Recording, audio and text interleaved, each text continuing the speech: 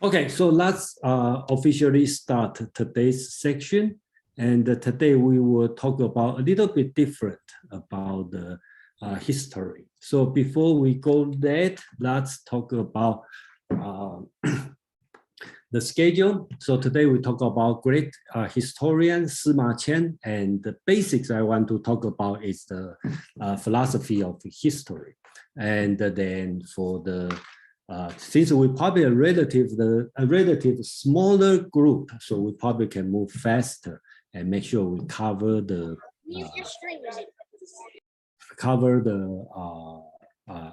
great historian Sima Qian, who single person defined the historical view of philosophy of history of Chinese. Okay, and then probably including all Asia. So we'll go this one, and the next week will be, I think after next week, we will have a few weeks talking about Taoism, because we have been talking about Confucianism for a few, probably 2 months. So next week, we'll start to move to Taoism. So for a few, probably 1 or 2 months about Taoism, because so-called Neo-Taoism. So we will have talked about religious Tao, that's next week. Then SK is going to talk about Hinduism, and then we will continue on the Taoism, and then move on Buddhism. Okay, so that's, if you go through the history of China, that's the development of the history. So that's the schedule, and then let's move on for today's subject, the philosophy of history and the Sima Qian. So before we start, I think I like to put this big question, okay, like what is history? Why should we learn history? What are your own words about history? And why is history important? And what is the value of history in the society? How do you define and describe history in your own words? All these questions are big questions, and then we don't have an answer now, but I would like to put this one on everyone's background, and then hope we will find out. Everybody probably have a different definition, and especially in the ancient time, people view history is not like what we view history today. And that's different for a different country and the different culture and the different time. So before then, I think one thing important we can talk about is Hegel, right? Hegel is his philosophy of history. His view of history is progressive view of the world history.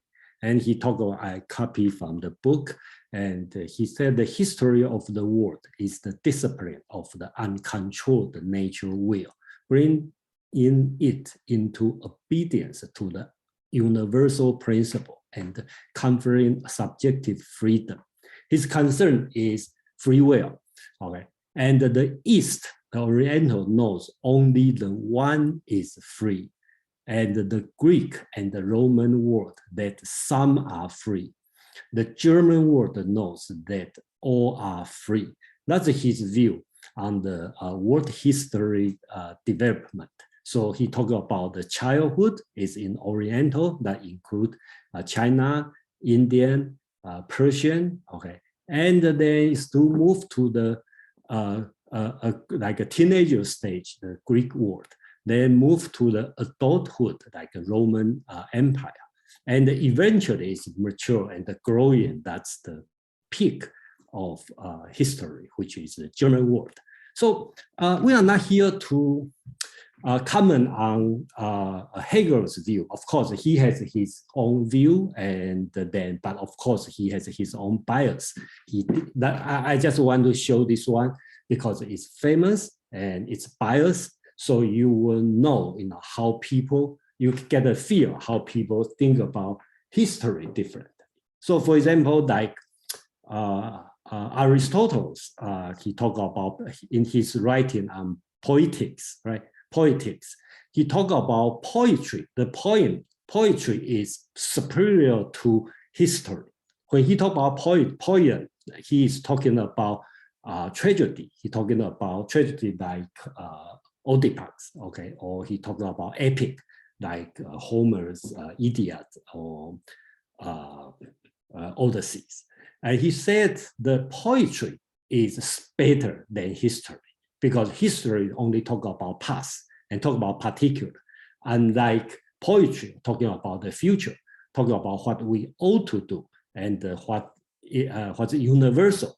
So that's his view of a history. So we will see, people have in the different time, different culture have different view of history. Another view is about the Indian. I don't know, is SK here? Are you here? No, okay, if when he is here, then I ask him about. Well, another thing about Indian, okay, Indian's view of the history is very different. Okay, so the Indian if anybody has Indian background here other than SK, okay, but that's fine. Okay, so if I'm wrong, please correct me. I do my best to explain the itihasa. Okay, that's the basic Indian words for history. But itihasa is not the same as our definition of the history. Right? Itihasa is the Sanskrit non-transferable word for which is no counterpart. Itihasa is basically an account of a history taught in a way which provides you a moral lesson rather than absolute fact. So they focus more on the lesson than the fact. So itihasa refers to the collection of written description of important events in Hinduism. It includes Mahabharata, that's the Bhagavad Gita is part of that, and the Ramayana. Okay. So you may say this one is mythology, but which is not mythology because that's the author has experienced it and witnessed on that. So in Indian point of view, that's itihasa, and the date is not that important.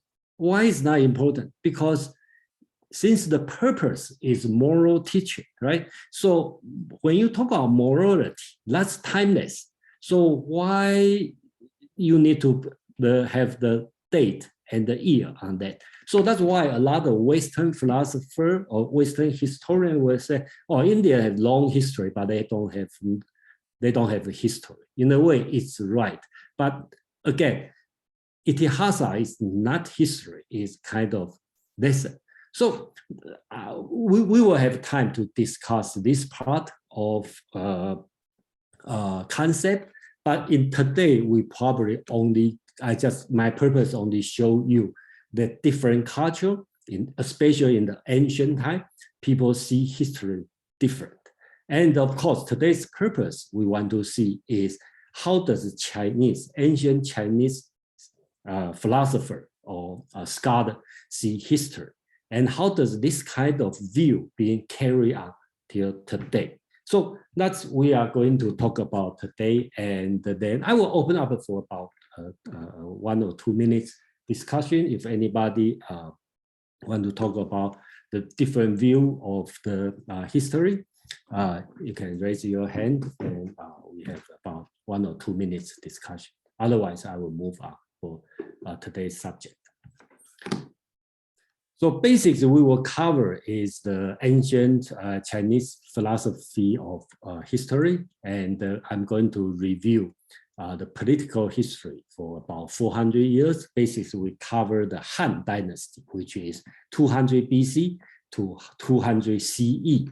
Okay, this period of time is about 400 years, and some concept, okay, being developed along the year, unity and the disunity, or one call it the disintegration. And then for some already in last week, we talk about Romans of Three Kingdoms, which is written in the 13th century. And then that book, that novel also have its own view on the philosophy of history. So that's the first part we are going to cover. And then we are going to focus on the Sima Qian, which is a great historian, and he is the person who defined what is history for all Chinese? Probably I have to say all East Asian, including Japan and the Korean. How do these people view history? So if no more question, let's move on. So first, okay, the ancient Chinese historical view. Okay, let's talk about this. So let's give a few examples. Okay, so Confucius, his view basically view history as a political system. Okay, and his role model is early Zhou dynasty, which is 100 BC. Remember, Confucius lived in about 500 BC. So he's talking about, he used history as a lesson, and he want the political system go back to 500 years before his time. And that's his view on history. And 200 years, about 150 years later, Mencius, okay, we call the disciple of Confucius. Okay, so he talked about the sage king Yao and the Sun, which is even older, 2,000 years BC, which is about over 1,000 years before him. So he talked about ancient time. So you can start to feel like Confucianism, they start to look at the history kind of like backward. Okay, the older, the better. And when we go to the Taoism, they always talk about when they look at the history, okay, they look at history as part of nature. Remember, the Lao Tzu, the founder of Taoism, he was a historian during about 600 BC. We assume he's a little bit older than Confucius. So when he talked about his philosophy, he talked about back to nature and before the civilization. So he will praise the even older figure, the Yellow Emperor, which being viewed as a common ancestor for all Chinese. I have to say he is a mythological figure, Yellow Emperor, who is 2500 BC, very old, kind of just symbolic ruler. So that's Taoism view, very even back to even older time. Then we can talk about legalism. For the legalism idea, the system from ancient kings cannot be used for today. So legalism start to take a different view on the history. They don't see this history is a role model we can then learn. Okay, so the example I would like to use is Han Fei's writing, and I quote from his, I think it's Five Termites. Okay, so he said at the beginning, he said, now if someone wants to use the political system of the former kings to govern the people of the current age, this is just much like stump watching.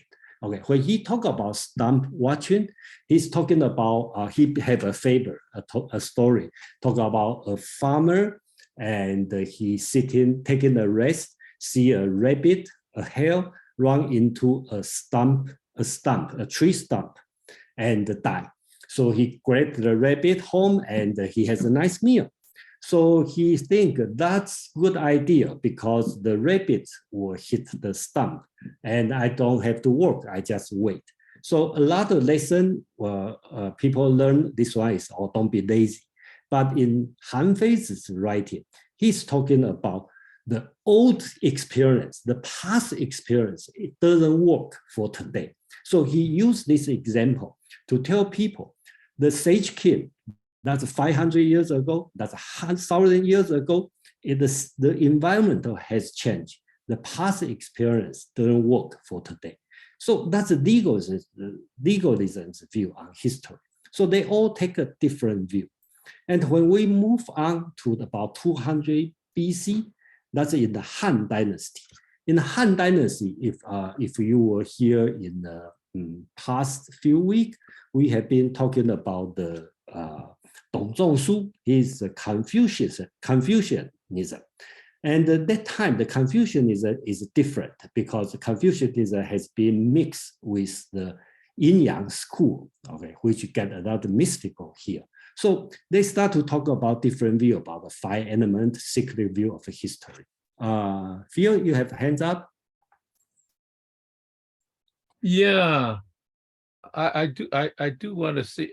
I see in this graph something interesting, which is sort of like the older the better.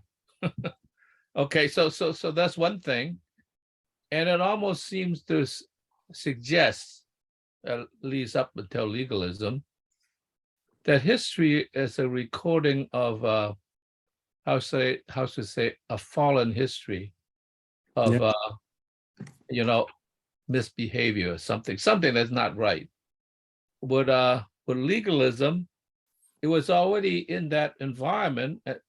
So even though legalism was looking forward, it nonetheless was learning the lessons of constraining the fallenness of moving forward.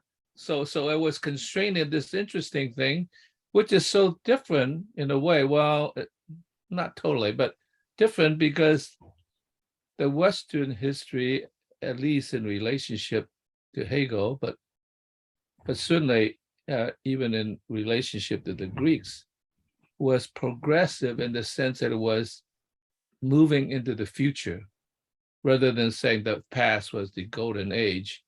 So there's a considerable difference between, in a sense, making sure to constrain the misbehaviors to create a workable society in whatever form, versus progressivism is that the optimism that this development had actually gotten better and better, and therefore you can look forward to the future as history correcting itself to a certain degree, which is very different. I'm going to bring up Egypt later, but I'm going to wait. Yeah, okay. So thank you, Phil. Okay, so I think your comment is valid. And then more important is later on in the Han Dynasty, they start to develop less than the so-called progressive degeneration, okay, of falling down, start to talk about cyclical. Okay, so one of the reasons I think I show this one many times, and then I can quickly go over this one. Basics, the idea of 5 elements start become popular. So basically, they have a fire will produce earth, earth produce metal, metal produce water, water produce wood, wood produce this kind of cycle, this kind of concept. That's kind of the nature. And then they have the killing cycle. Fire will kill the metal, metal will kill the wood, would kill the earth, earth kill the water, water kill the fire, fire. So that's another cycle on that. So they start to labor, because in the Han Dynasty, they have the much longer history, more dynasty change on that. So they start to apply this concept to the past, their history. So they come with another philosophy of history. I think I showed this one last month and follow. So basically, if the 5 elements, each one with color. So basics, forget about this part, that's different view. Basically, they shows 2 different views. That's use the Dong Zhongshu, the later Han's view. They talk about yellow empire, yellow emperor, who is the earth, which is yellow. Then come with the Xia dynasty. Then because the earth will produce metal, so Xia dynasty should build the metal, which is white. And then after Xia, because metal will produce water, that's the Song dynasty. So that's water is black. Then Zhou dynasty was produced by water, so Zhou should be wood, so Zhou is green. And then Qin dynasty is too short, only 15 years, so it doesn't count, considered as like short revoke. And then Han dynasty is produced by the Zhou dynasty, which is wood, so it should be fire. So Han dynasty is red, so they wear red. And then later on, they have the Xin, which is Wang Mang, has a Confucian, I call it the Confucian revolution. Basically, he's doing is he talk about, okay, fire will produce earth. So earth is yellow. So, that's his time to put. So that's another view, another way to view history. So apply to this one. In today we may see it's stupid, it's nonsense, non-scientific. But remember, during that time, if you see 5 elements as science, and then you apply it, it's very scientific in their point of view. And if we have to be fair to judge them not by today's standard, they're probably very, we should call scientific and advanced, even a little bit too mystical. So that's the first part of the Chinese ancient philosophy of history. And then any question, any comment on this one? So hold on, I feel you have, hold on, okay. That's an old hand or new hand? Okay, okay, Kevin, please. Yeah, would can you display the five element diagram? That's this one? Yeah, this one for me is very important. Yeah, actually, I heard one thing, and somebody. Oh, go ahead. Go ahead. Sorry, mute me. Okay. Yeah, I mute you. No. Okay, go ahead. Go ahead. Okay. You can hear me, right? Yeah. Please. For example, I can use one element, fire. You see, wood generate fire. From fire, then generate earth. Another way, water can kill, or you can overcome the fire. Got too much fire, put more water.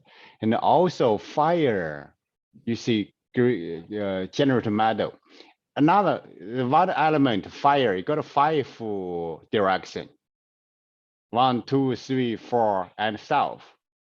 So here, for me, it's not just interested about you use word, like maybe it looks stupid all the days, right? You look at the methodology, how are they thinking? It's not just like usually we used to say, okay, we talk about the binary thinking, right? That's one way, yes or no, good or bad. Here, another way is thinking, okay, 5. So also it's the relationship between each other. And this, if you think about our world, ourselves, our relationship is not just left, right, or something. It's so many elements, some key. You can find a key element acted each other. It's for me, it's very interesting to. We need to spend much time to dig down. It's something is very useful to understand our relationship. It's more dynamic. Okay. That's my thank you. Yeah, thank you, Kevin. Yeah, you are right. It's very important in even in the Chinese medicine today. We'll still talk about this. And I heard one thing they talk about how do you define you are Chinese or not Chinese, right? We are not talking about citizen of China. We talk about there's some people, they're mixed race and probably very Chinese, and some people was pure Asian, pure Chinese blood, but probably not Chinese. So how do we define? I think one way to define is if you're familiar with the 5 elements, then you are Chinese. If you don't familiar with 5 elements, you are not Chinese. So that's another way to define, to separate Chinese and non-Chinese. Okay, so if you have this concept of, that means you agree, but you have this concept of 5 elements, you are Chinese. That's another way to define. Yeah. I got one more point about your question. I like your question. The fundamental question: what's history? If you base this diagram, who going to write? Even Sima Qian, that's one historical officer.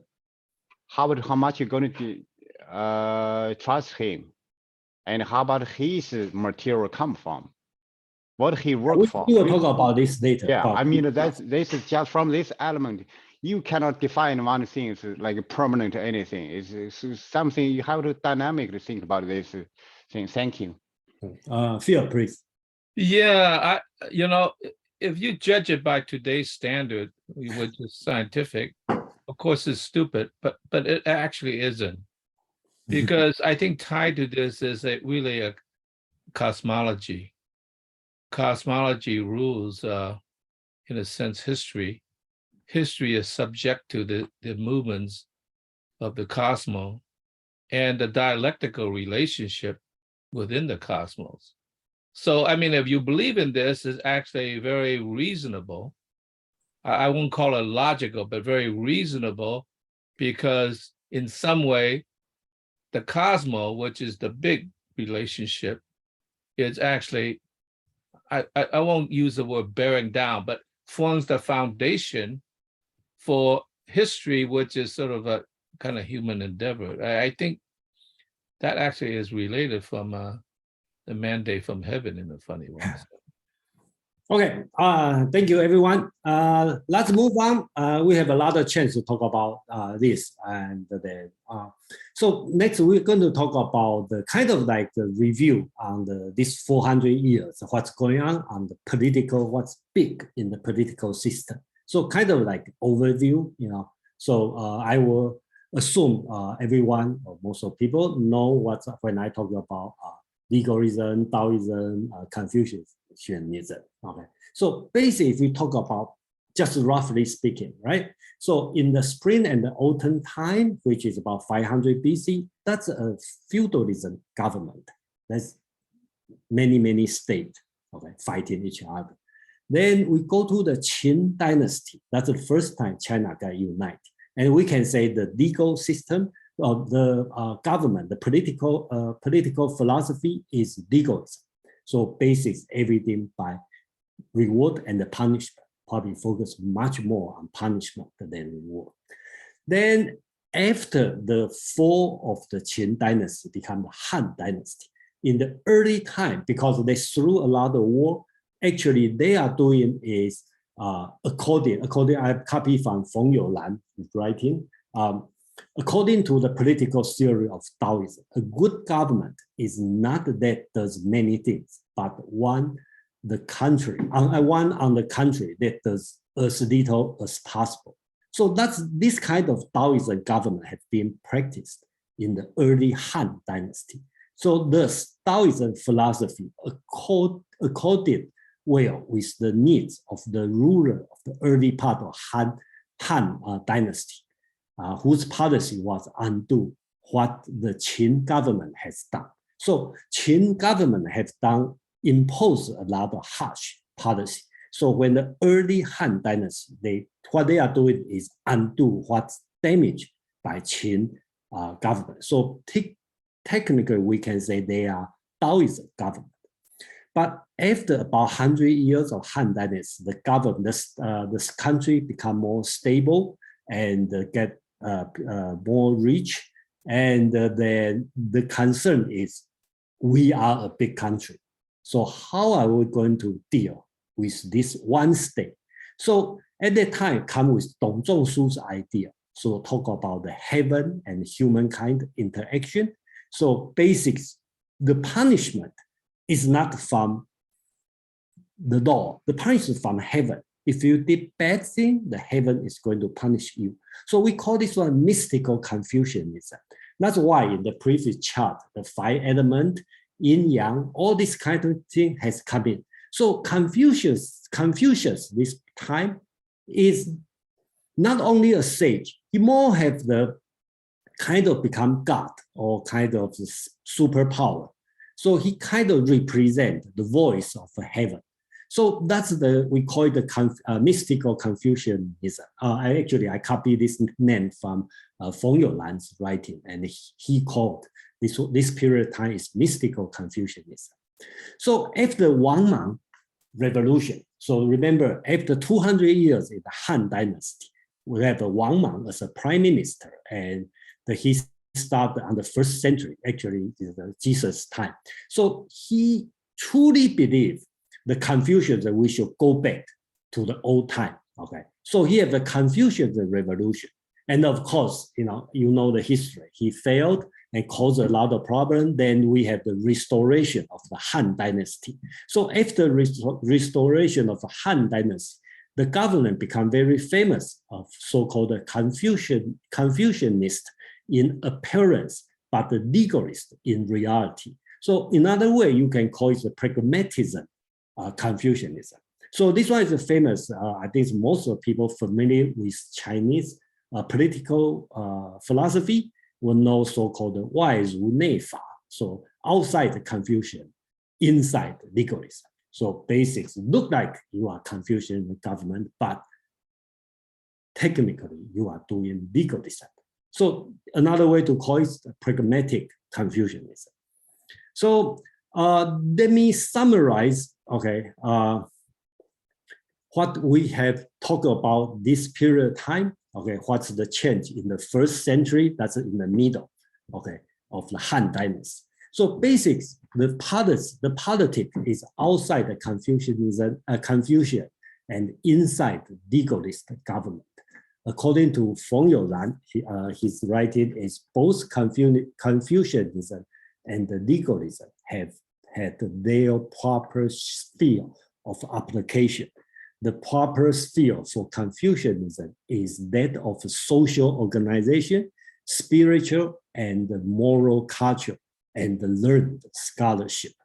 And the proper sphere for legalism is that of the principles and the techniques of practical government. So this kind of concept has been run through for the next probably 2,000 years, not much change. Then there's something development. I think this one serves as a review for the last month. We talk about because they go to the mystical way and the turnout, they have something like antithesis, right? They start to have around the first century, they have the development of science and the technology. And we talk about Wang Cong, okay, he is a scientific skepticism. Talk about Zhang Heng, he's the inventor, he's a hydraulic engineer, he started the invention. Cai Lun, he started to invent the paper making technology. So during that time, China has a lot. When you reject the mystical, and you start to have a lot of invention come out, become very practical on that time. So another thing Hanbao is interested in Feng Youran's writing, and I will cover next week, is when you feel Confucianism become too mystical, and the mystical part go to the Taoism. So that's how the religious Tao come out. So basically, if you put the yin-yang school to the Taoism, then it becomes the mystical Tao. And the mystical Tao become a religious. So in Feng Youran's writing, he said that while the position of Confucius was being reduced from that of divinity, so kind of Confucius was put as a prophet, but to one of the teacher, okay, Lao Tzu was becoming the founder of the religious and ultimately in imitation of Buddhism and developed the temple, priesthood, and the liturgy. Okay, during that time, the Buddhism concept already go to. So that's a big change. I think we will cover much more. We will use the next week totally cover on this part about how this dynamic change, because Confucius is noble prophet, and then this divine part go to Taoism. If you read the Tao Te Ching basics, it only talk about yin yang once, okay? And there's not much as yin yang or five elements. But a lot of people, when they talk about Taoism, they want to mix with yin yang, with the five element, because that's a religious stuff. So this part has been come with the Taoism and become a religion. So at the same time, another thing, big thing happened is the Buddhism from India come to China. So that's also an open eye experience for most of Chinese. And I just read Suzuki, okay, Daisaku Suzuki, okay, the Zen, talking about Zen. He has very good description. He talked about Chinese people being very practical for 1,000 years. And everything is about practical. And unlike India, they think far, think about billion years, think about different kind of God. So during that time, when Chinese see the Indian imagination, they open their mind. So start to create a Chinese version of deities. So that's the religious stuff. And we will cover next week in more detail on this. So let's have a short discussion, comment, the time. So, Anne, please.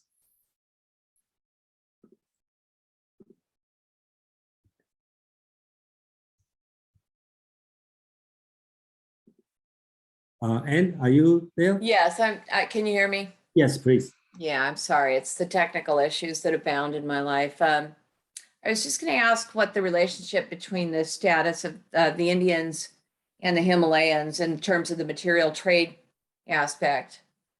How did that influence and guide that new view of, you know what I'm saying? I'm sorry. You know what I mean?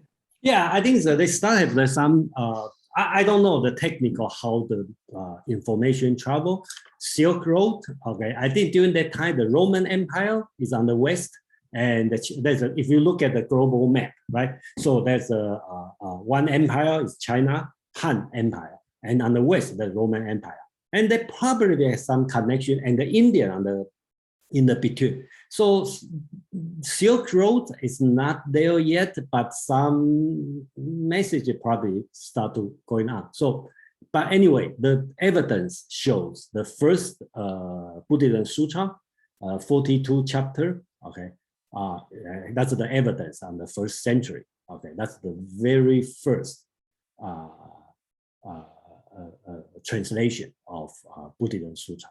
Okay, so that's the evidence, but how, I'm not very clear, but you can imagine some people doing trade from village to village and going on, yeah.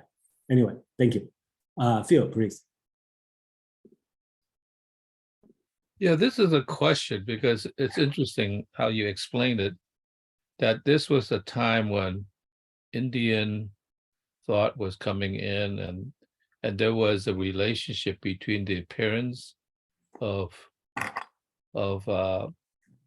Confucius and the realities of pragmatism within the legalist tradition. So there's absolutely, in my mind, in the explanation, some tension between the two, right? But they coexisted. And I want to ask whether, in my mind, well, seems like Sima Qian was living at that time in this sort of tensional relationship. And it seems to me he had to maneuver between what I might call the spiritual or moral dimension versus the pragmatic, ungovernment position. And I wonder whether, because it's kind of important for me to understand this in order to bring in Egypt. So could you explain how he's related in that sort of tensional relationship? I will mention this one in this later when we talk about Sima Qian. Okay, so I tend to use the first hour, we talk about general idea of the physical philosophy of history, and then we will dedicate on the Sima Qian. That's in the reading about his letter to Ren'an. Okay, so that's explain, how his view on the history and the political. Anne, please, I see your physical hand. Didn't Sima Qian live a lot earlier? Did I misread it? Well, it says here the time of Sima Qian, but in the reading material, wasn't he? I thought it was much earlier. I don't know. Yeah, he's much earlier. He's about early. Thank you. You are right. You are correct. Okay, so okay, Yeah. I just tend to explain this 400 years and the general idea of philosophy of history. Then I'm going to a single person, Sima Qian. He is the person define the historical view of Chinese. Okay, so I think that's the way I do it. Thank you to ask this question. Yeah, he's much earlier. Yes. So quickly review on the unity and the disunity. People have a different view, but in the view you will see Han Dynasty is about 400 years of unity, and then after 400 they have 3 kingdoms, and 3 kingdoms probably last about almost 200 years, and quickly they have the unity of the Western Jin, but it only lasts for 50 years. Then they have the long disunity, including Eastern Jin, which has basic migration from the north to south, and then so-called the Northern and the Southern dynasty. That's another 200 years. So you will see they have a 400 years unity and another 400 years disunity. And a lot of the Chinese history, the standard Chinese history, we'll talk about this period of time is terrible time, fighting, blah, blah, blah, blah, blah. But Feng Youlan probably have a different view. I'm going to read, okay, later. So that's the disunity time. Then the Sui and the Tang period of time start have a unity. And then after Tang, they have another long period of time, also called the disunity. That the 5 dynasty and the 10 kingdoms period, which is about almost 100 years. Then they have the Song dynasty. Technically, they never unite China. It's always stay as a small state. Okay, and so that's another 400 years disunity. So you will see the view of unity and the disunity. Okay, probably rough every 400 years. We don't know. Okay, so just quickly show the map here. So you will see in the, this line is the modern China, and that's the Great Wall, that's the Han Dynasty, right? And in the 3 kingdoms, basically you divided the Wei, Shu, Wu, and the 3 kingdoms. We talked about this last week. And the Song Dynasty, you know, China, this land become very international. That's the Northern Song, and here's Jin, there's Kesi, so-called Kesi, and the Tibet, and the Liao. And the Southern Song, even Song becomes smaller. So we call it Song, but actually for the Westerner, what they recognize is this country, Xia. And that's why, you know, a lot of men during that time, during the Enlightenment time in the European, they call China as Kesi, right? So that's Xia. So basically from the Western, they know China, not Song, but Xia. Okay, so that's we will talk about this one later, but we talk about Neo-Confucianism, okay, in about the 11th, 12th century. But I just want to show another concept is unity and the disunity.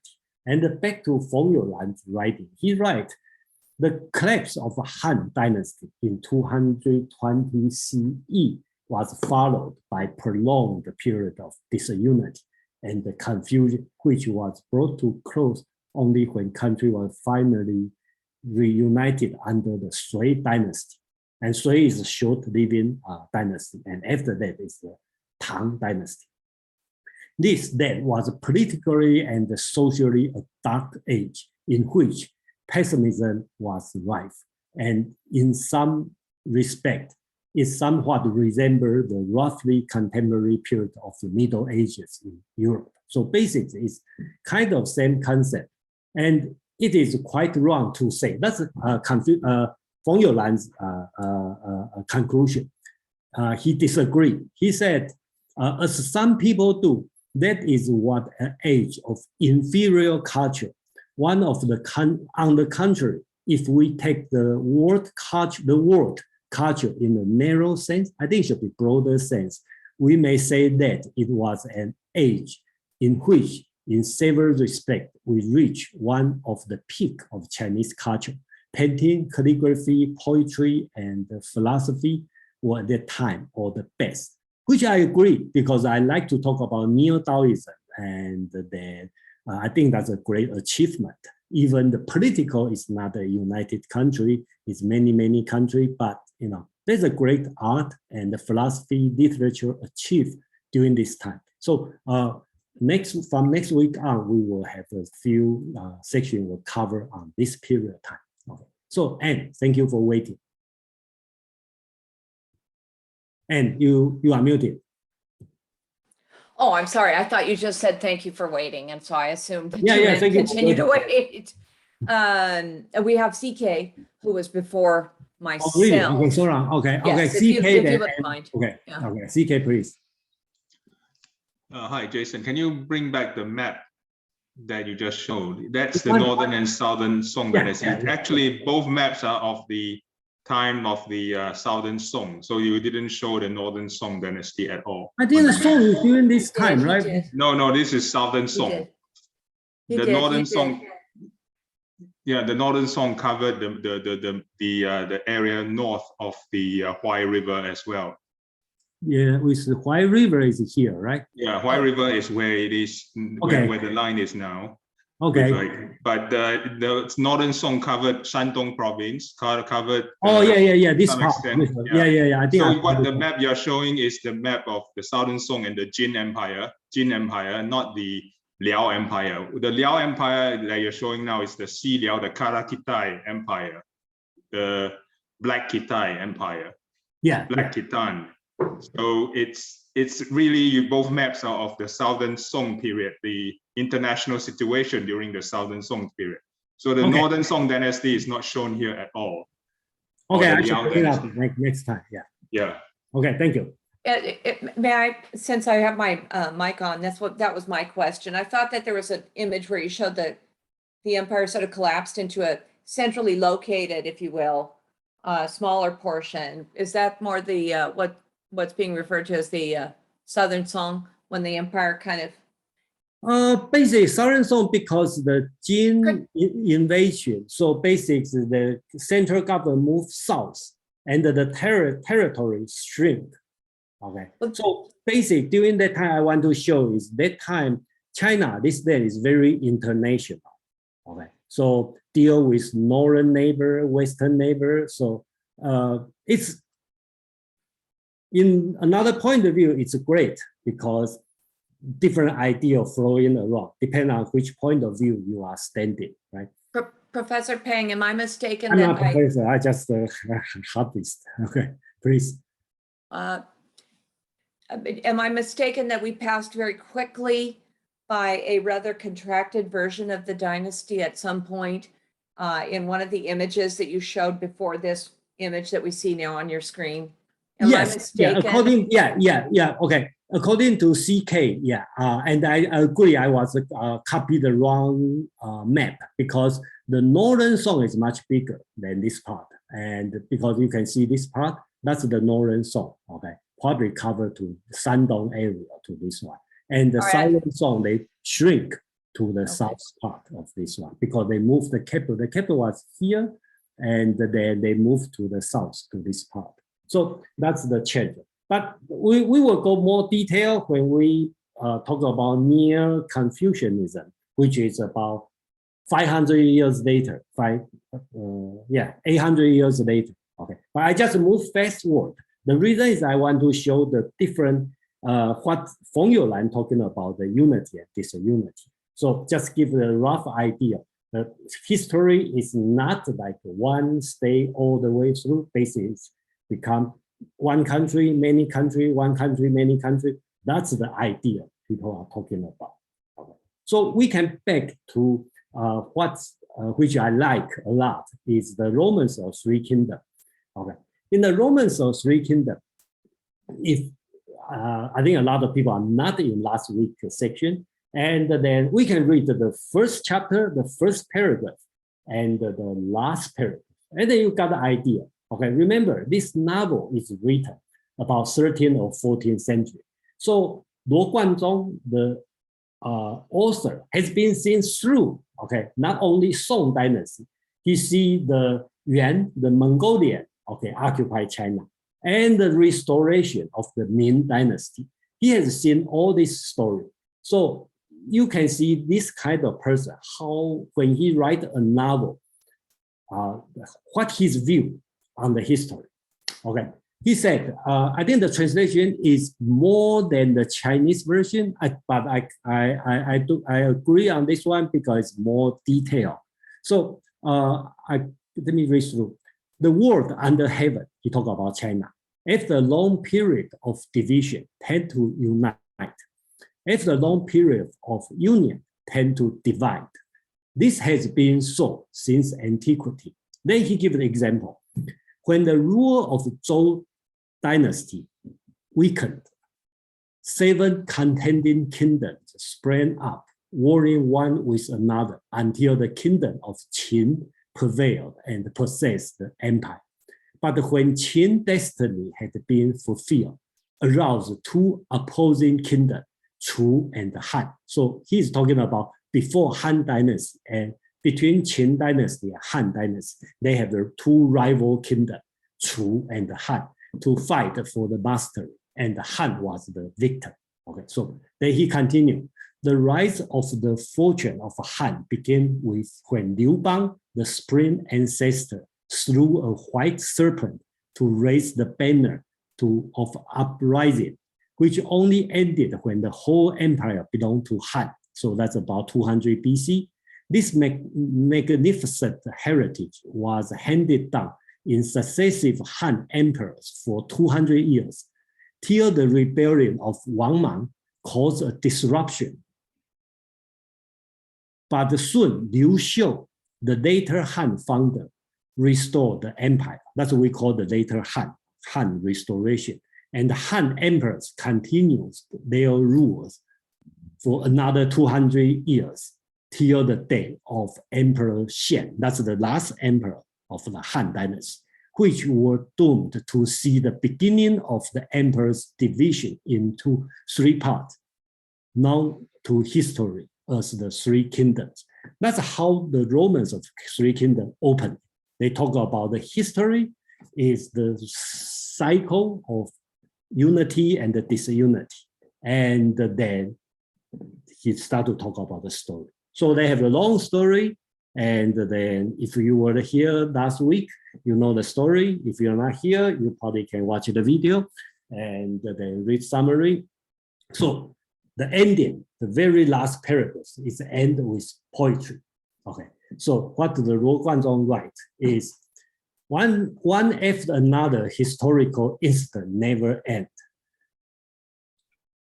The obscure destination of the heaven none can escape. The Three Kingdoms have vanished as a dream. The long past discontent is ours to remember. So I'm not sure I translate. I did my best to translate. And then someone here know Chinese, can help me if you disagree. But basically, if I translate right, it starts to have the feeling of Buddhism thinking. Talking about the past history is kind of like a dream, okay, which is just for you to remember, no actual purpose, this kind of thinking, okay? So we talk about the story, I fight, unity, it's all dream, all past, just something you remember.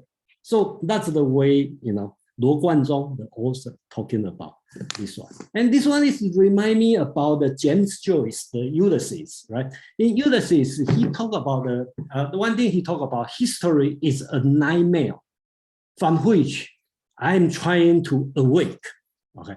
So kind of like similar, but a different way because, Luo Guanzhong is more Buddhism thinking. So that's another way of looking at the history so far. So right now I finished the first part on time. And before we move on to Sima Qian, okay, so that's the real focus on today's Sima Qian, the great historian. Phil, please. Yeah, my question is that between the end of the Han Dynasty until the restoration of the Ming Dynasty, there was a lot of turbulence, a lot of mixing around, a lot of whatever, okay? What surprised me is that China, in its way, loosely held together as a unity, despite the fact that it could have burst into multiple countries, right? And I wonder what knit it together. Was it simply the number of Han people, because there was a common Han sort of structure, or was it the common language, or was it a common culture that existed within these various kingdoms, despite the fact that they were different kingdoms and different countries? So that's very interesting. And to the degree that in many ways, of course, it didn't quite have a stronger hold, that it extended into, let's say, Korea. Why was Korea not unified as part of that, if that's the case? I mean, and many of these countries, particularly, like the, what is the, Yuan dynasty of the Mongols, they were very, very powerful kingdoms, but nonetheless, they were absorbed into the kind of Chinese culture. So it's just interesting. And it's hard to explain how it didn't disperse into multiple countries. Yeah, thank you, Phil. I think all of your information are correct, but I think everybody probably have answer, but everybody's answer will be different.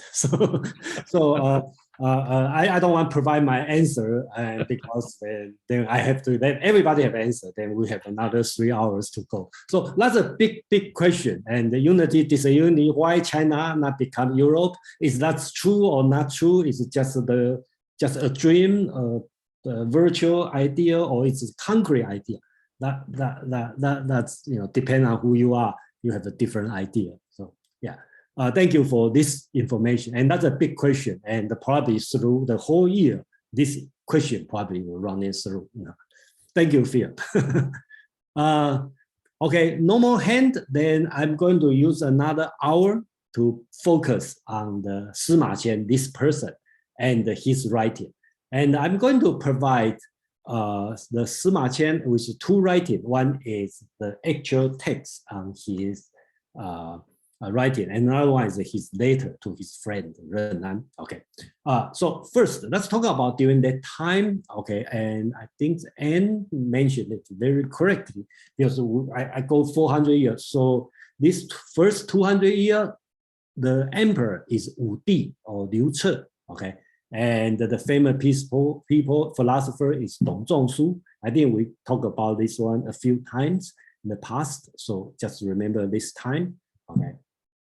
Then Wu Di. Okay, we talk about this person. He probably comparable to the Julius Caesar. Around the time, probably the same time. And then he did a lot of things. He being viewed as one of the 2 greatest emperor in the traditional Chinese teaching. Okay, and I think the only reason is he kind of built the country. The identity of a Han people basis. It's from him. So no doubt about it. So, but let me see.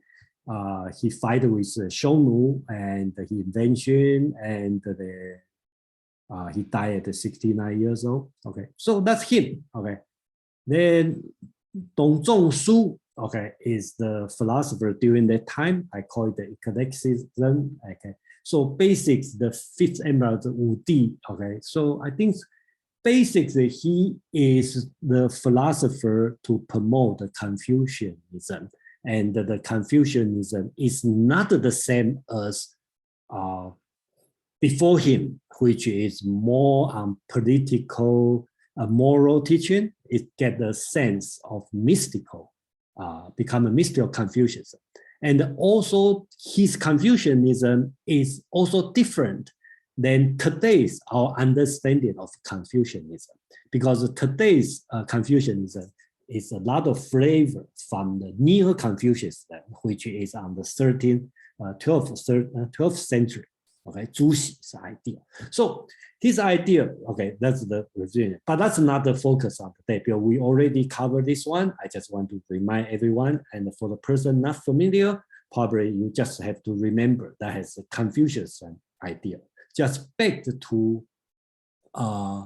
Phil's question, right? What's the philosophy idea running in the Sima Qian during this time? That's the purpose I want to talk about. Basically, that time, the Dong Zhongshu's philosophy basis Confucianism, Confucius teaching, plus some I Ching, Book of Change, 5 elements. All this one, all mixed together. Okay, so that's his idea.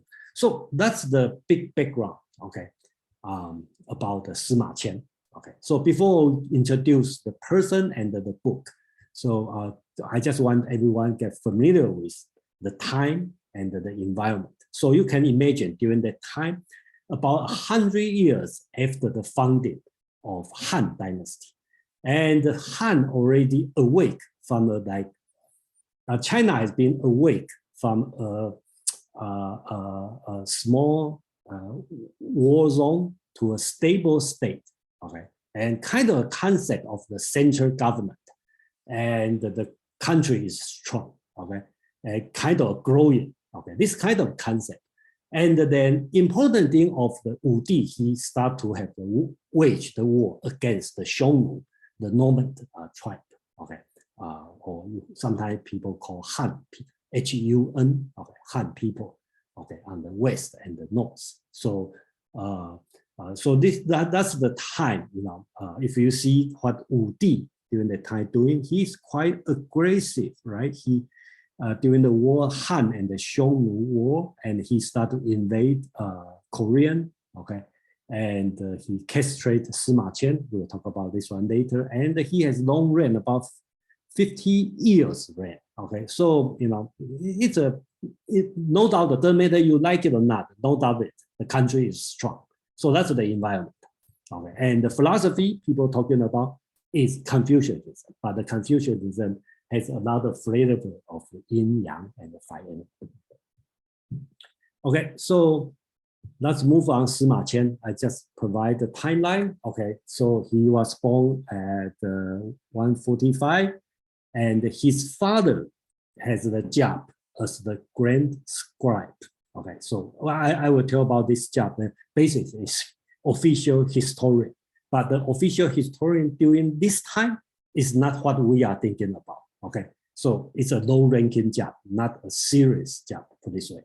Okay, so and when he was 12 years old, Dong Zhongshu start to the Dong Zhongshu, that's the Dong Zhongshu promote the Confucianism as the orthodoxy. And when he was 19, he became a student. So Dong Zhongshu became the teacher of Sima Qian, and Dong Zhongshu teach him the spring and the autumn. And on. Okay, so, and then at the age of 23, he started work in the royal court because of his family. Okay, so he started to get a job in the royal court. Then the Sima Tan, okay, I forget that's capital. Okay, Sima Tan, his father worked on the. He started when Sima Qian was 24 years, not 250. Okay, Sima Tan worked on the records of the grand scribe, or so-called Shiji, or the record of great historian. That's the book we are going to talk about today. Okay, so, and when he was 36 years old, Sima Tan died. His father died, and before on his dying bed, he asked Sima Qian to continue his work. Okay, because Sima Tan want to collect all the historical account and then write history book, and he called it record of the great scribe, or the record of the great historian. Okay, remember this work is a private writing, it's not sponsored by the government. His father initiated this work.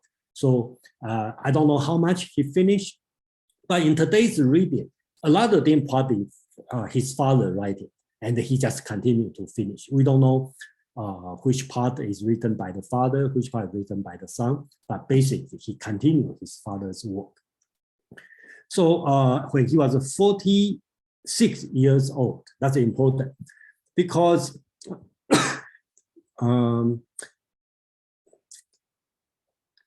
the Wu Di, okay, Liu Ce, the emperor, okay, he has waged a crusade against the Xiongnu. Okay, that's the war between Han and Xiongnu. And then General Li Ling, okay, it's a general, is leading the military against Xiongnu. But Li Ling was captured or surrendered, we don't know. So by Xiongnu, and then Wu Di, the emperor, got very angry, okay, because in Chinese culture, probably surrendering, okay, is shame, okay, you should die, okay, you should not surrender, okay. But Sima Qian started to defend for Li Ling, and then the emperor Wu, Liu Ce, is very angry, so he put Sima Qian in prison. So later on the next year, the emperor decided to kill the entire family of Li Ling, because he considered him as surrendered or So you can see this kind of emperor. So for Sima Qian, he was castrated, okay, because for the government officer, okay, for the scholar, you have a choice, okay, to be executed or castrated. Most of people will choose execution because castration is a shame, okay, for the rest of life. But Sima Qian choose to be castrated, okay, so that's the thing. And he will explain later why, so we don't have to discuss this one now. Okay, Sima Qian, I think 1 year later, Sima Qian was pardoned, so he get his job back. But even pardoned, you cannot recover, being castrated. So he being worked as a chief Zhongsu Ling, and my translation will call the royal librarian. Okay, he has an advantage, work as a librarian. Okay, because in the inner court, which only the emperor live, okay, so it's only have a woman, there's no man, unless you are castrated. So because he has been castrated, so he has an advantage to work the inner court library, so he can see a lot of book. So that's another thing happened during that time. So when he was 53, he complete the Shiji, or you call it the records of the grand historian, or the records of the grand scribe. Okay, so 55 years old, another thing happened. Okay, that time the emperor is old. You know the situation in the royal court, right? When the emperor has been in the reign for too long, the crown prince got nervous, right? Because when am I going to become the king? So in the Bible, you will see Absalom, okay, same situation, right, against King David. The same situation happened. We don't know it's really Liu Ju is rebelled against Emperor Wu Di or not. We don't know. But basically, they had something happen, okay, because they claim the crown prince doing the witchcraft, okay, to curse his father, okay. So, of course, the crown emperor got killed, and his people, okay, his staff will be killed. And there's another friend of Sima Qian. His name is Ren An, okay, also been sent to jail.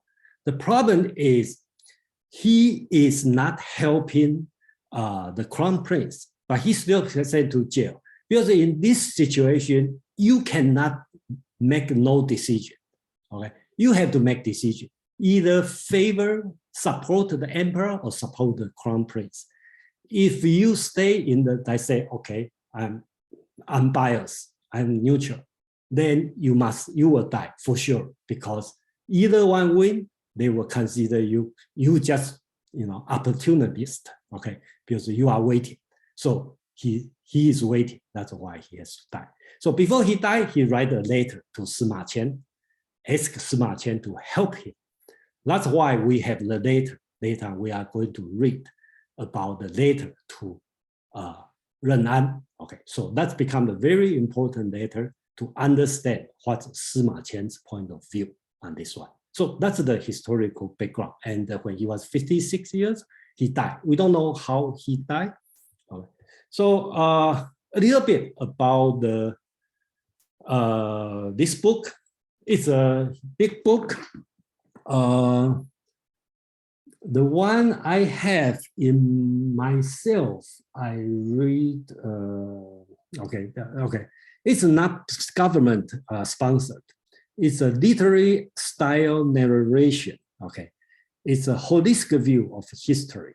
And each chapter, usually, sometimes opening with the grand scribe said, okay.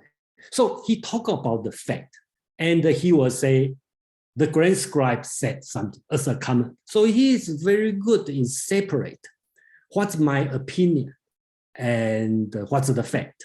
Okay, so that's the way he is doing.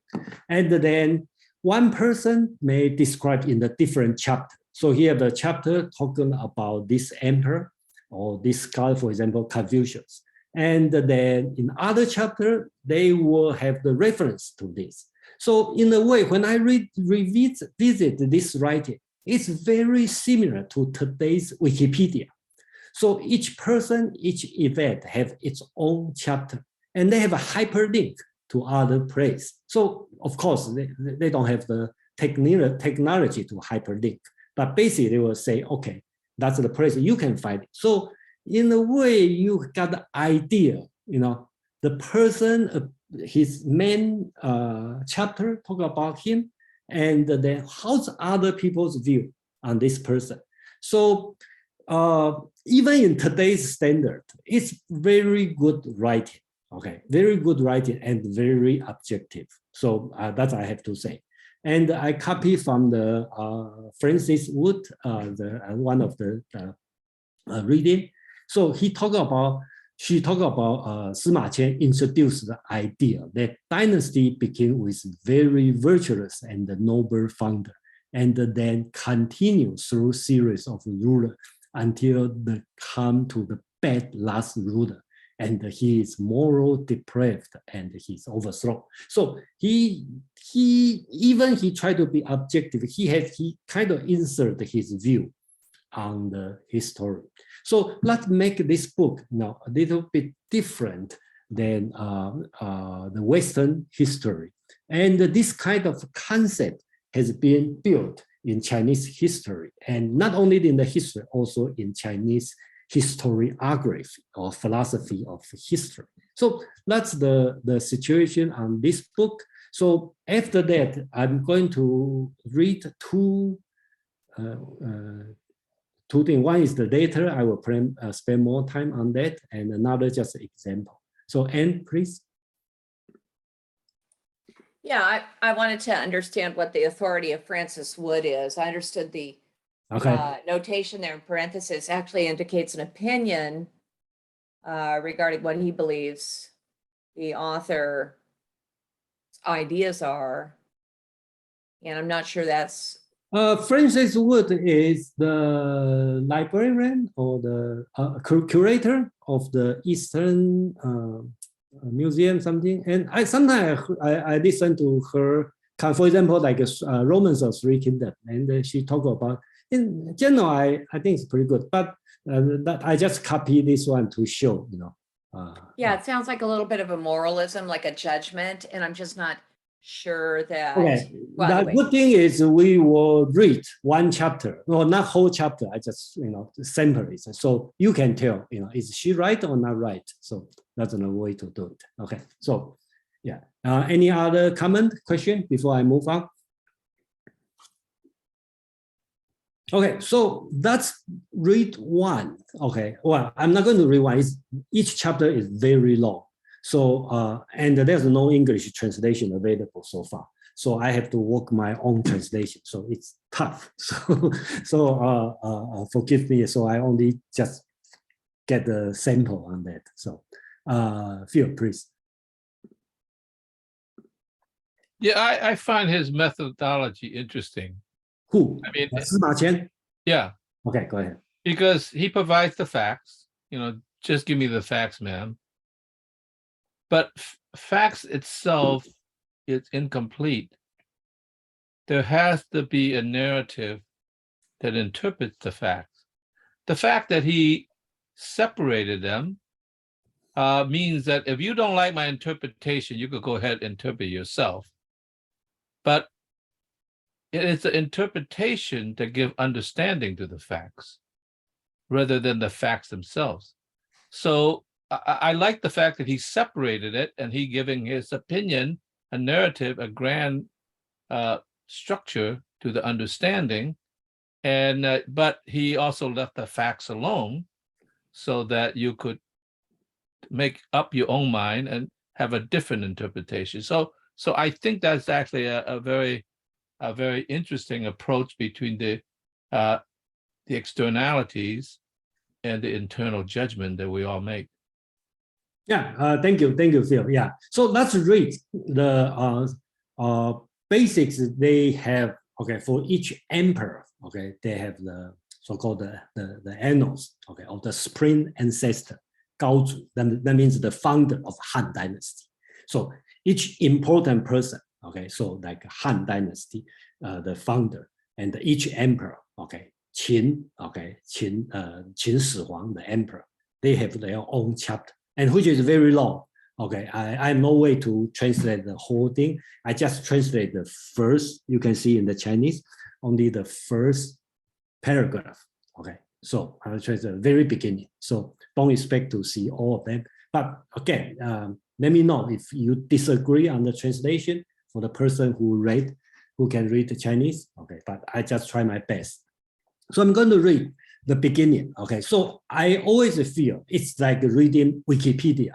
If you go to Wikipedia, try to search for founder of Han Dynasty. They have the Liu Bang, and then you go there, they have a picture, and they talk about where he born, blah, blah, blah, blah, and what he did, his life, his education, his wife, his kids, and how he died, then end, they have the comment. So very kind of like Wikipedia. So I'm going to read my translation on this one. So he said, the spring ancestor was born in the county of Pei. His last name is Liu, okay, so Liu family. Courteous name is Ji. Okay, so the Chinese have the courteous name, and his name Ji technically means number 4. So basically he has no name. He just Liu and the number 4 because he's the 4th son on that. So this one even doesn't mention his name. So his name was Liu Bang. Bang means the state, the country. Very likely he get this name after he become an emperor. So probably people just call him number 4 or something like this. So because he's the 4th son of Liu family. So you'll see his father is old grandpa. So basically it's not a name, okay? Because he just say Tai Gong, so that's old grandpa. His mother is old lady Liu, okay? So basics no name. Once old lady Liu slept on the beach of the Great Lake and dreamed of dating the spirit of the lake.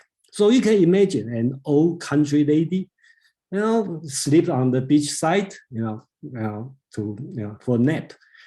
When it was thundering and gloomy, the old grandpa went to find her, his wife, and saw a serpent dragon on her body. Then she was pregnant and gave birth to the spring ancestor with Liu Bang. That's how Liu Bang was born. So that's what we call fact. Okay. So, so as a person, the spring ancestor has a grand nose. Okay, because there's no picture, so he has to describe. Look at my face, a beautiful beard, like somebody in a meetup. So his left side has 72 moles. Okay, I always wonder, how does he know? He was beneficent, caring, generous, and liberal. He had a great ambition, but never liked to work on daily production. When he was in the position as the head of Sishui village, that's a very small village, so he just kind of like a local, head. So everyone in the office become his drinking buddy. He constantly got drunk and slept in the drinking house, running by Lady. I think the drinking house is run by Lady Wang and Mr. Wu. So Lady Wang and Mr. Wu saw, when he's sleeping, right? Lady Wang and Mr. Wu saw a dragon hover above him and noticed that the wine was consumed more than he had drunk. So this implied not only he drank the wine, okay, the dragon also drank the wine. So they felt strange. So they constantly voided the debt he owed. So you can see this guy, you probably know this kind of people, okay, constantly get drunk, everybody is a good friend, and then drink a lot, and then forced to, and he probably doesn't have enough money to buy the wine, so always on his debt. So that's kind of person. And then he go on and on, talk about all his life. It's very long, so I'm not going to translate, but I'm going to translate the last part, okay, which the commentary by Sima Qian. So that's the interest part he did. So at the end, he will say the grand scribe said. Okay, so he talking about from very political philosophy talking. Okay, the Xia government, he talk about Xia, Yin, and Zhou. That's Xia is 1500, BC, okay, this old, okay. He talked about Xia government promoted the virtue of honest, but it made the best thing of it made the common people uncivilized. For this reason, the next dynasty, the Yin dynasty, promoted the virtue of piety, but eventually it made the common people superstitious. For this reason, the dynasty of Zhou promoted the virtue of etiquette, but it made the common people insincere. The best way to save common people from insincerity is to promote the virtue of honesty. It is cyclical, like the wheel comes full circle. So Sima Qian started to talk about his idea of political philosophy. Okay, so you use the virtue of honesty, then they have the problem, then you use the virtue of piety, then use the virtue of etiquette. And it's go like a cycle like that. And he's going to comment. I didn't finish all of them. He started to comment on Qin dynasty doing the wrong way. That's caused the problem. Then until the Liu Bang, the founder, doing something. So that's the way he started to describe and all this kind of. So this text is not intended to let you read all of this one, but basically give you a flavor to answer some of your questions, right? How does the common do it? How does it write it? What does it? So that's the style of his writing. If I didn't write good translation, so I hope you get the style of what he is doing. Okay, so before we go to his letter of Ren An, and then we have a few hands up. Anne and Joe, and please. Yeah, I'm not sure what the two proximate graphics were about. Are you suggesting that in the Supreme Ruler writing that the comments by Sima Qian, how do you say it, please? Sima Qian. Sima Qian. Yeah. Did he comment, is that a direct rip? I mean, is he commenting on I'm not really sure the relationships between the two graphics that you demonstrate. Oh, that's the same chapter. Okay, so who's writing in the Supreme Ruler chapter? Who's the author? Sima Qian. Okay. Everything written by one person, all by one person. Okay, you can imagine there's one person, single hand, or father and the son created Wikipedia. Okay, so they have each page, and the end they have a comment. Okay, so that's the idea. So we can interpret the commentary here shown on the screen currently as reflecting on the earlier written Supreme Ruler story. Yes. It's basically, a summary? It's not a summary, more on his commentary, okay, about the political, yeah. So basically. Interesting, very clever. Yeah, and then you will see in the Song dynasty, there's another historian, so-called Sima Guang, okay, same last name but unrelated. He also a great historian. He also put a comment, but his comment will be different. His comment basics is moral, okay. He talk about, okay, lots of Confucius talk about this, blah, blah, blah, blah, because he did something bad, blah, blah, blah, blah, blah, blah. So there's a lot of Buddhism thinking going on, a lot of moral teaching going on. So different comment, but Sima Qian's comment are more historian view or more on the philosophical view. Okay, that's my opinion. But after we read more, you will see. No, that's interesting to read his comment. Joe, please. Yeah, I mean, it's interesting to see that it is more on the philosophical view, because he's kind of giving you as to why people are behaving uncivilized. And it kind of comes back to, I think, your initial question, your initial question to us is actually, why tell the story of history to begin with? And it's kind of guidance as a lesson for the present, right? So you're kind of trying to learn for what to do in present day. But it's interesting to add that he has a philosophy which is a little bit more different than, say, presenting just a more analytical approach, which is based on facts, where you just, are presenting facts that you're saying that he's saying that this is the cause for people to be, become superstitious. So I think that there's different approaches here to the philosophy of history. Is one you could take as much more analytical, where you're just presenting facts, but then there's the one that you're actually creating a narrative and providing a more philosophical approach to history and adding a commentary, so to help inform people for the present. It's just, and I think that's these are two different approaches, which it's interesting to see which one he would take. Yeah, I think if you remember at the beginning, we talked about India, right? When Indians were thinking, they even don't think the date is important. Only thing they care is about the moral teaching, okay? And then, so the date is not that important. So that's another way view to talk about. And the Western probably more on the scientific, objective view on that. So you will analyze, like, oh, I do this. But some place, okay, Sima Qian also talk about this. He said, okay, some people say this, some people say that. I just show both, I don't know. There's some place we talk about this. Hey, Jason SK here. I joined. Oh, you joined. Okay, you joined. Okay. Jason, I have a question. I cannot find my hand, so I have to do like this. According to this, it says that the Shia government promote the virtue, then it makes that people were uncivilized. Then they did something else. So it's like the government is doing everything right and the people are doing everything wrong. Okay, so yeah, I'm here. Today we probably not going to go detail why this. Okay, but basically I just want to show it.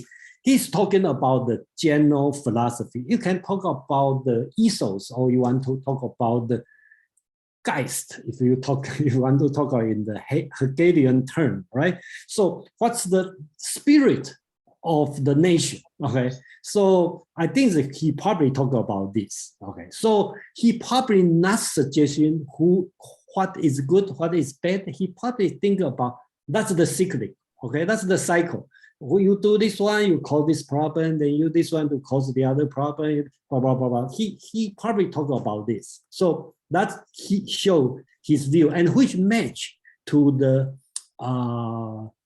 philosophical view during that time, because they start to talk about things as cyclical. Okay, so everything is a cycle. Okay, so that I think that probably fit to the greater environment. Phil, please. I withdraw my comment from earlier. Okay. I thought he was actually giving facts, but he was giving mythic stories. No real witnesses, and then he interpretation.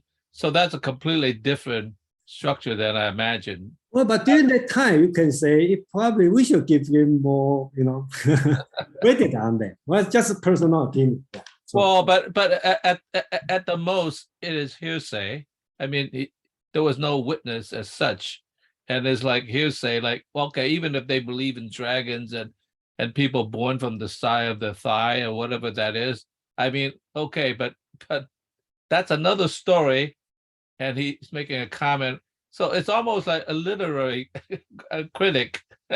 I think you can read it anywhere, and a lot of people you read as literary writing. Okay, so you can see, only forget about it's true or fact. Yeah. It's a okay. So SK is here. Before I think that before I move to the story, SK, can you give about because since here is a good point, we talk about people have a different view, and then SK, can you give about like 2 minutes about how does Indian talk about history? Which I know is that my quick explanation to the group is kind of like mixed with some something without date. I think the important is without date. So, yeah. You probably want to give about a few minutes comment, not too long, because I have whatever. Yeah. No, I think you summarized it just perfect. The sentence before you called me in, you said, let's understand the spirit of this, and let's understand why they did it. So no matter how much documentation and how much accuracy we do, after generations and generations, when it is brought back to us, when we are looking at the history, while precision is good, but really what we are looking for is what can I learn from this? How can I use this today in my life? You know, sometimes people want to apply it for generally, hey, for this whole country, and people are talking about it more almost like at an entertainment sort of thing, rather than how does it impact me, my today's living, right?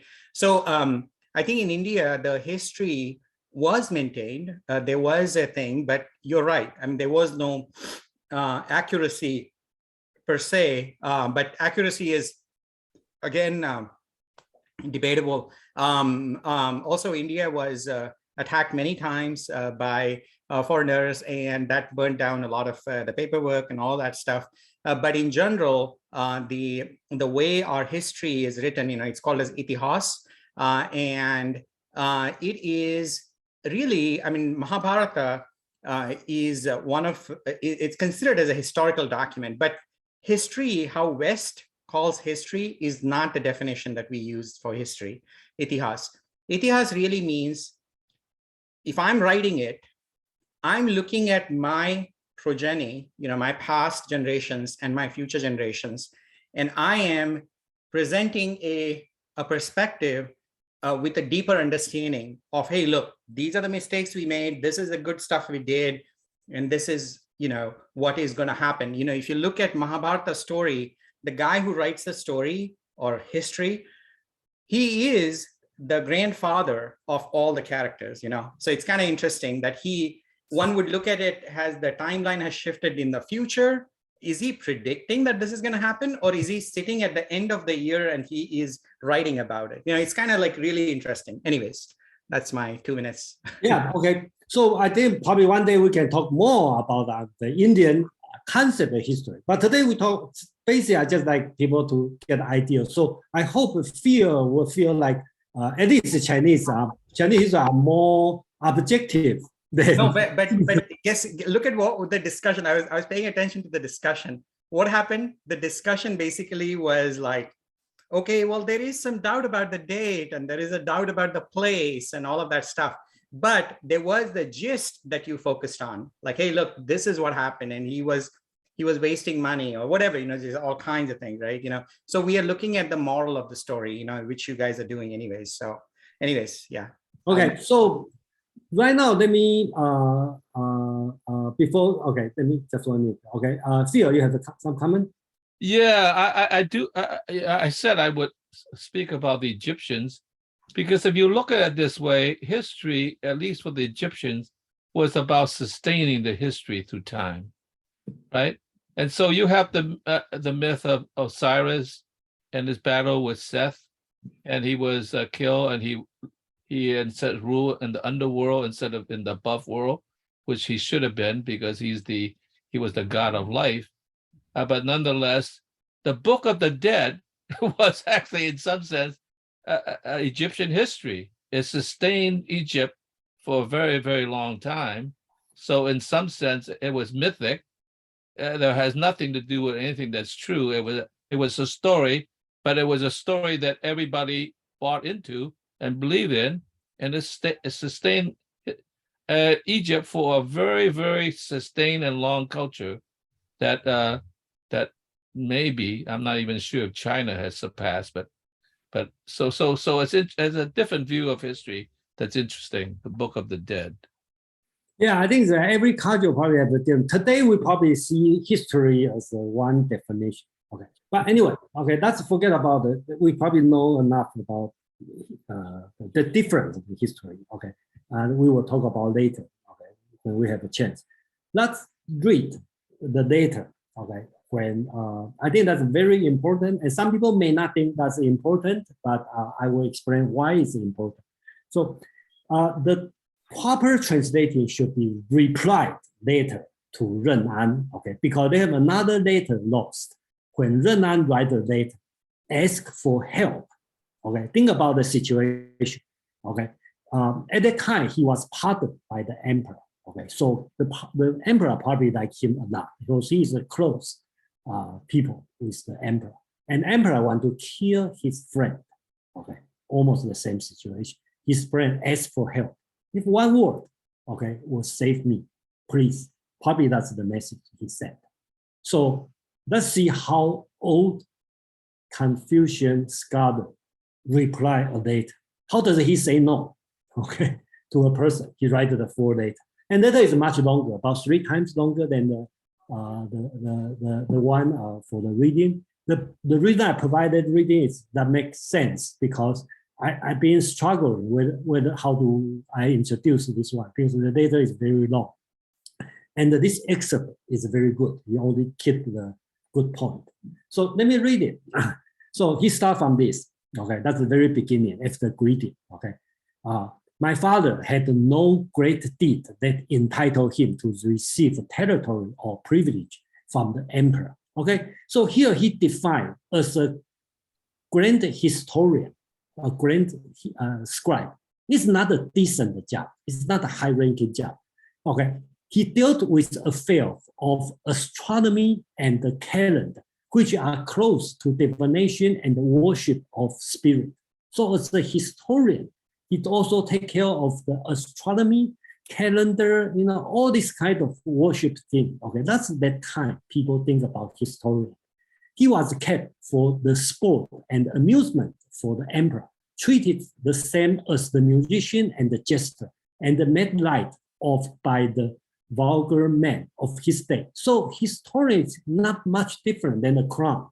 Okay, just to please, okay, the emperor. Okay.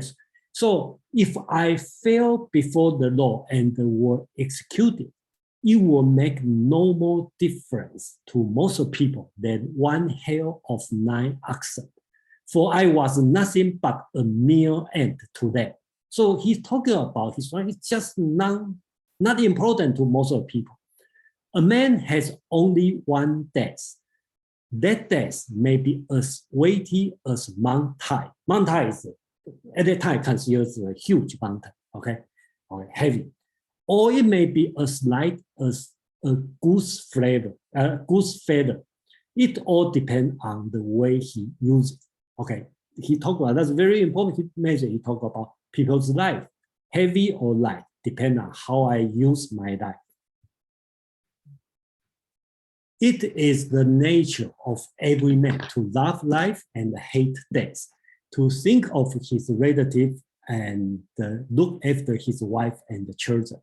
Only when a man is moved by higher principle is this not so. Then there are things that he must do. Then he gives some example.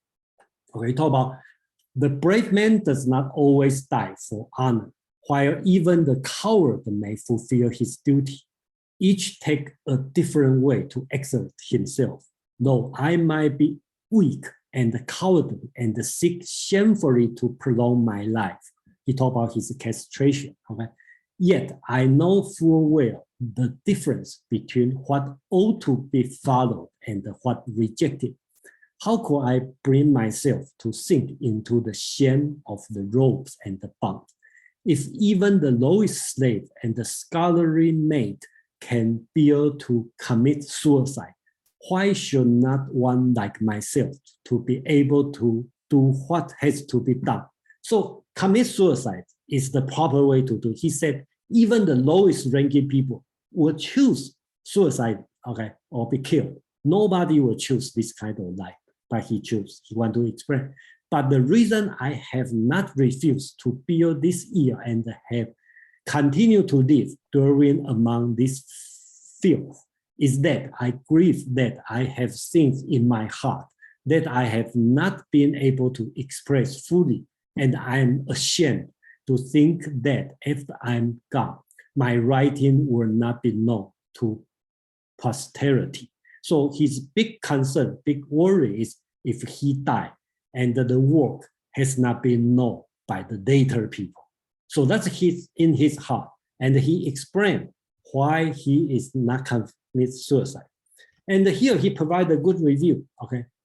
Too numerous to record the men of ancient time who were rich and noble, and whose name have yet vanished away. It is only those who were masterful and sure, the truly extraordinary men who are still remembered. When he gives the example, okay, the great work Okay, how does the great work achieve? He talked about Wen of Zhou, which is the Confucius keep talking about the sage king Wen. Okay, was imprisoned at Yuli by the emperor when he was before his revolution. He was imprisoned by the previous emperor. So he expanded the book of change. So according to the historical account, he is the person contribute a lot on the book of change. So when he was in prison, okay, he write the book of change. Confucius was in distress, and he met the spring and the autumn animal. Okay, spring and autumn is Confucius. Okay, lost his job, traveling around in danger. He write this one. Qu Yuan, that's another person we haven't introduced. Is a great poet. Okay, was banished, and he composed the poem "Sorrow at Parting," so-called Li Sao. Okay, that's a very famous writing. After Zuo Qiu lost his sight, he composed the narrative of the state, so-called Guo Yu. Okay, so that's talking about the diplomatic between the state.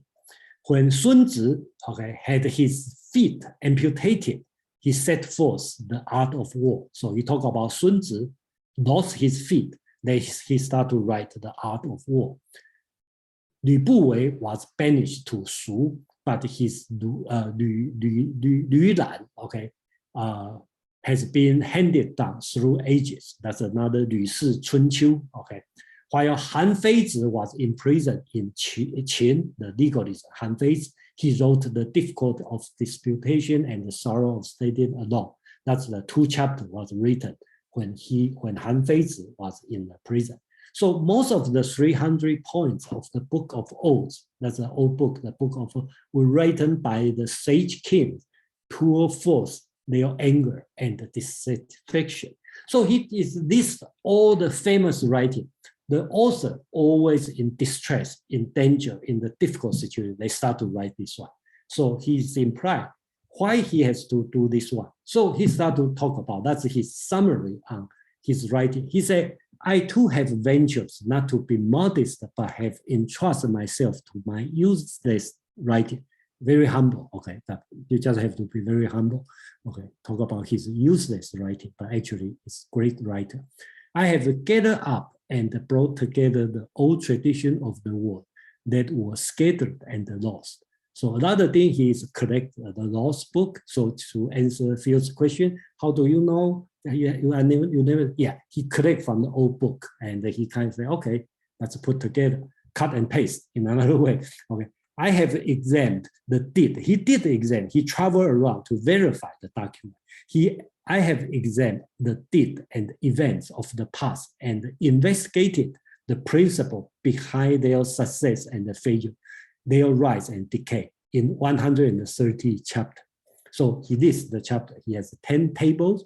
He started to put the tables, 12 basic annals, 8 treatises, including the historical ritual music, and the 30 hereditary houses, and the 70 biographies. Okay, so the last biography is his own autobiography. So the 69 is other people, and his own biography. So he put the last one for himself, just different than today's writing. Today we will put the introduction at the beginning.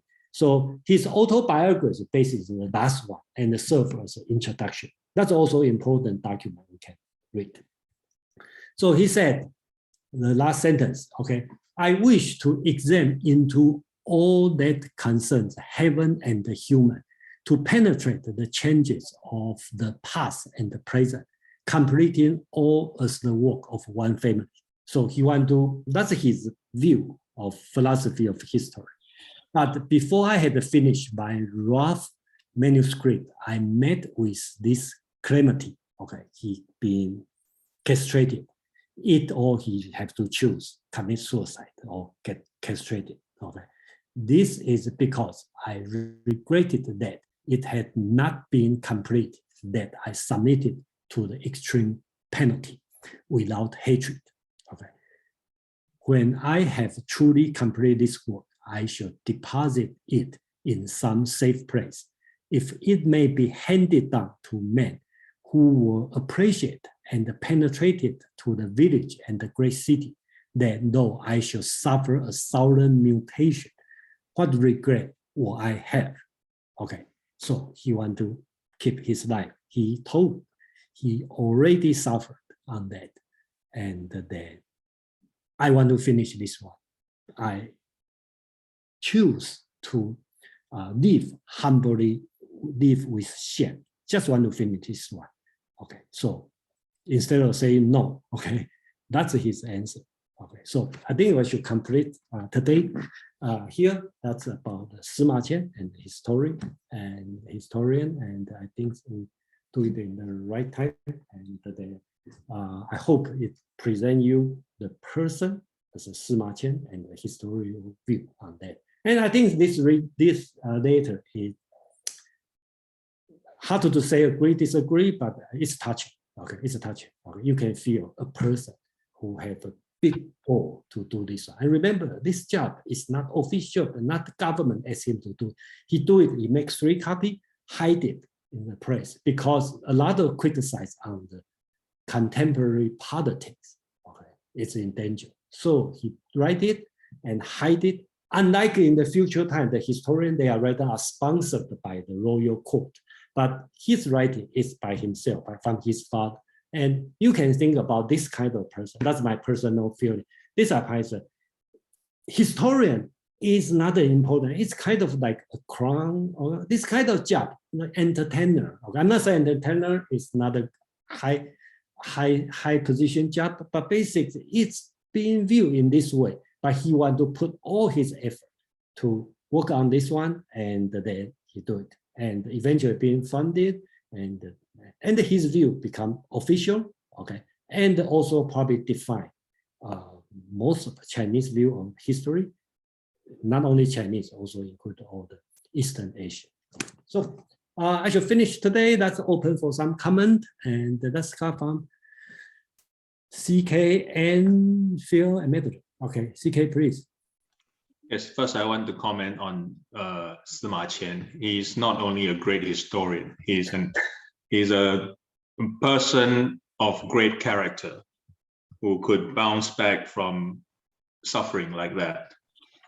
So in some ways, we have to thank the emperor for castrating him. Otherwise, we may not have had this great historical work passed down. It actually concentrates and focuses his mind to work on this project. So in that sense, that's, I guess every cloud has a silver lining. I note that in his commentary, which you presented on the various sages or various famous persons in history who have to suffer in order to attain great deeds, there is a mention of Sun Tzu. Mm-hmm. And he said that Sun Tzu had his feet amputated and therefore wrote The Art of War. I don't blame Sima Qian for this confusion, because I think by the time Sima Qian was writing this piece of work, Sun Tzu and Sun Bin was fused to become one person. Yeah. Sun Wu and Sun Bin. Sun Tzu didn't have his feet amputated, because these are 2 different persons. But Sima Qian thought of Sun Tzu as Sun Bin, and that has been the confusion of Chinese intellectuals throughout until the discovery in 1972 in Shandong province, whereby Sun Wu's writings were found in one of the tombs that were dug out. So by that time, it was firmly established that Sun Wu and Sun Bin were 2 different persons living in 2 different eras. Yeah, but I just thought I would mention that. Yeah, I agree. Yeah. And I think his purpose probably, and this later probably not historical correct and more express, his, more rhetorical than factual. So, Anne, please. I just wanted to highlight this notion of this qualification without hatred. Being willing to endure the calamity without hatred. I just love that that particular emphasis. Okay, thank you for coming. Yeah, Phil, please. Yeah, I like what he wrote here because when you read it, I just think of history, at least in this context, in a different way. You know, to me, it really reflects almost a Vedic tradition in a funny way, because in the Veda, you know, you have the three gods. You have, you know, Brahma, the creator god. You have Vishnu, the sustainer god, and then you have Shiva, the destroyer god. And I think he seems to me as the sustainer god, you know, that kept the thing steady, so that you have a kind of history of great people that move through history and sustain a kind of steadiness of a moral code, and that could be a kind of history, not the way the West sees it, but it is a history, because I think in that relationship it really, in some way, sustain the sustainability of the Chinese culture, because it emphasized that tradition. And so that actually, in some sense, does reflect back to, you know, Osiris and the Book of the Dead is sustaining a culture, and the sustainer is just as important as the creator and the destroyer. So, yeah, thank you, Phil. Madeline, please. Wow, thank you, Jason. This has been absolutely incredible. This is so amazing. It's such a great presentation. You give like a flavor of what he was like, his times, his personality, his writing. You translated some of it yourself. It's hard to believe it's not all in English already. And I just was thinking, you know, his desire to be known to posterity, like here it is.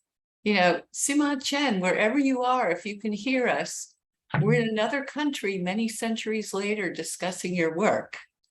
I mean, it really is, it's really just kind of mind-blowing, and that it's still all relevant right now in terms of thought about the world and really the importance of history. So thank you, Jason. Oh, you're welcome. Okay. So no more hand, then we have 2 minutes. Let me quick. One little comment. I Yes, find please. it very, very much immersed into Confucius, because this politics, justice, family, ethics, all this is very Confucius. And I think most of his talking is about the Confucius whole idea about the world and society and family and tradition. Yes, he's a Confucius. Okay, so one thing I find out interesting to read his book. Okay, is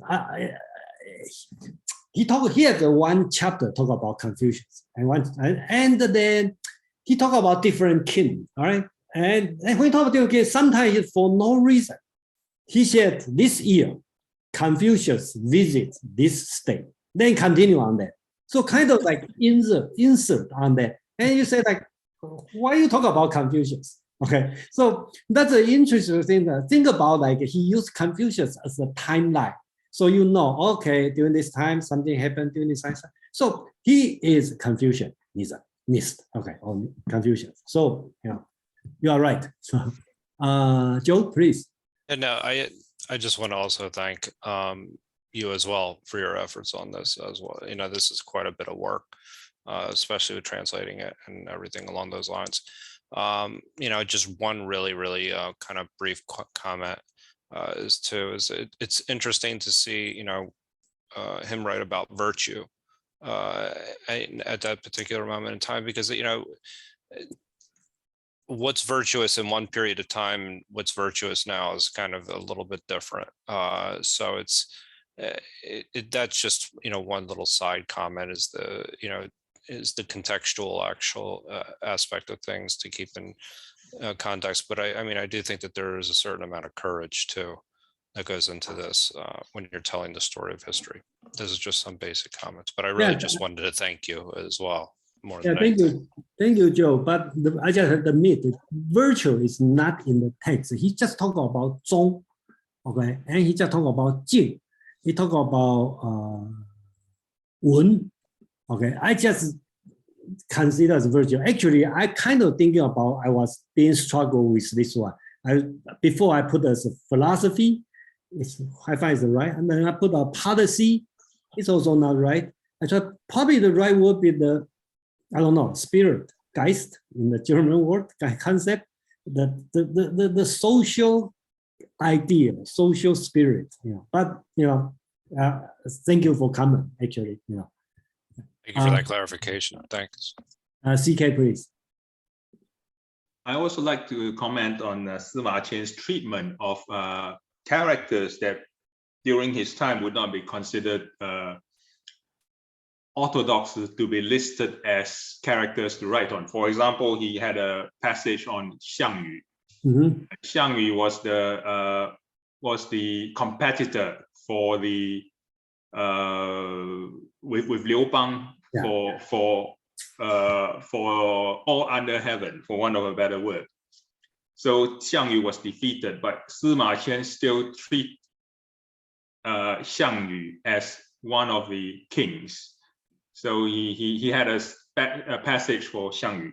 He also had a passage for Chen Sheng, who was also well, in the eyes of the Qin dynasty, a rebel, but he treated the rebel equally like another king. So he was not discriminatory in that sense, whereby the feudal lord, right? Yes, a feudal lord, yeah. Yeah, and same as the Confucius. Consider Confucius as a feudal lord, as the hereditary house. Okay, so so he kind of like played around, depend on who is immortal. So that's his writing style. Yeah, but he also dedicated an entire section to assassins. Yeah, which is very unorthodox. Yeah, very unorthodox. He put the and for the 货殖列传 for the rich people. Yes, people. So it's interesting. So remember, 70 biographies, not 70 people. Each biography including many people. Okay, so he just grouped different people. For example, he has a biography for Confucius' disciples. So he lists all the disciples. So we are doing the Confucius analytic reading. To the end, we probably can read that chapter because Sima Qian gives a list of the Confucius disciples and the comment on each one. So that's the way it goes. So I think time is up here, and then the rest probably not that important. You probably already know. That's all the Chinese historian will follow his style, and they do it up to Qin dynasty, because usually when the dynasty ends, the next dynasty will write the previous dynasty history. So when Qin dynasty ends, there's the problem, right? So China and Taiwan, who should write it? I don't know. There probably probably the two versions on that, and I'm not going to involve that, but basics, that's so totally we talk about 24 books or 25 books, depending on how you look at it. So I think that's it for today, and we finish on time. And then next week, we're basically done with Confucius. And from next week, we will talk about Neo-Taoism, but we will start from the religious stuff for next week. So see you next week. Thank you, Jason. It was great. Thank you. Thanks a lot. Yeah. Thank you. Thank you for coming. Yeah. Thank you for everything, Jason. Yeah, thank you next week. Thank you.